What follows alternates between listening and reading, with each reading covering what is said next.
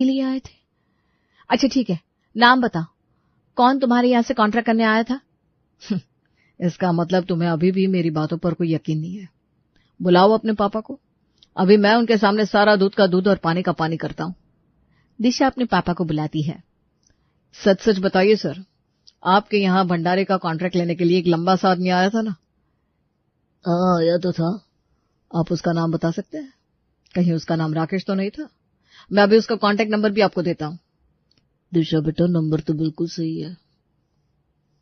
मैं अभी उससे आपके फोन पर बात कराता हूं। अभिषेक राकेश को फोन मिलाता है। जी सर, बताइए, कोई कॉन्ट्रैक्ट आया है क्या? राकेश, बस मैं तुमसे ये गुप्ता जी के यहाँ से जो लंगर का कॉन्ट्रैक्ट आया था उसके बारे में पूछना चाहता था। अच्छा, तुम्हें याद है उनके यहाँ भंडारे में खाना किसने बनाया था? सर, आप भूल गए क्या? उनके यहाँ खाना बनाने के लिए तो मैंने महेश और विकास से कहा था, लेकिन फिर आप ही कहने लगे किसी को भेजने की जरूरत नहीं है, आप और बड़े साहब मिलकर उनके यहाँ भंडारे का खाना बनाएंगे। अरे हाँ हाँ, याद आया याद आया। वो क्या है ना, उनके यहाँ माता रानी का भंडारा था, तो मैंने और पापा ने सोचा कि हम अपने हाथों से माता का भोग बनाएंगे तो थोड़ा बहुत पुण्य हमें भी मिल जाएगा। बस इसीलिए हमने वहां पर खाना खुद बनाया। अच्छा चलो ठीक है, फोन रखता हूं मैं। अब तो यकीन हो गया ना आपको, या अभी और भी सबूत चाहिए ये बात साबित करने के लिए कि तुम्हारे यहाँ जागरण में हम लंगर खाने नहीं बल्कि खाना बनाने के लिए आए थे? अपनी बेटी की तरफ से मैं तुमसे माफी मांगता हूँ बेटा। मैं जानता हूँ दिशा को इस तरह से बात नहीं करनी चाहिए थी। दिशा ने बेशक मुझे तुमसे मिलवाया नहीं था, लेकिन तुम्हारे बारे में बात कर चुकी थी। जिस दिन से उसने तुम्हारे साथ अपना रिश्ता खत्म किया है, तब से वो 2 पल के लिए भी सुकून से नहीं रह पाई है।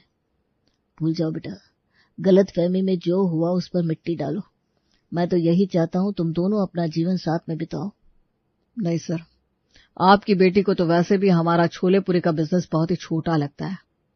छोले पूरी खाना उसके लिए उसकी शान के खिलाफ है। तो फिर एक छोले पूरी बनाने वाले से शादी क्यों करेंगी? मैं यहाँ बस गलत फहमियां दूर करने के लिए आया था, क्योंकि मेरी माँ नहीं चाहती कि जीवन भर तुम मुझे और मेरे पापा को भिखारी समझकर याद करो। मैं चलता हूँ, तुम्हें सच बताने से मेरा मकसद पूरा हुआ। अब मेरे सीने पर कोई बोझ नहीं है। बहुत हो गया तुम्हारा छोले पूरी पुराण, अब मेरी भी सुन लो। मैं वाकई अपने किए पर बहुत शर्मिंदा हूं।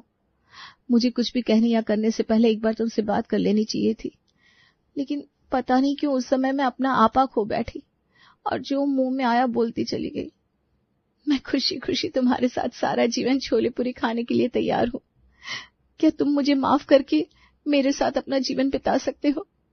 दिशा की बात सुनकर अभिषेक उसे माफ कर देता है और उनकी धूमधाम से शादी हो जाती है।